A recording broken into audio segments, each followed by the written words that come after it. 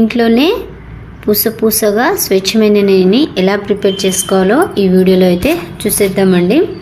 ముందుగా అయితే మనం పాలపై వచ్చే మీగడను 10 రోజుల వరకు ఫ్రిడ్జ్లో స్టోర్ చేసుకోవాలండి. తర్వాత మనం మిక్సీ పట్టే ముందు ఒక గ్లాస్ నిండా వాటర్ తీసుకొని ఫ్రిడ్జ్లో పెట్టుకోవాలి. మనం మిక్సీ పట్టాలనుకున్నప్పుడు ఆ వాటర్ని ఆ మీగడను తీసి ఒక మిక్సీ జార్లో వేసుకొని గ్రైండ్ చేసుకొని పైకి వచ్చిన మీగడను తీసుకొని ఒక వాటర్లో గిన్నెలో వేసుకొని 2-3 సార్లు కడిగేసి దాని తర్వాత మనం ఒక గిన్నె తీసుకొని ఆ మీగడను చక్కగా కాల్చుకుంటే మీగడ నెయ్యి అనేది తయారవుతుందండి.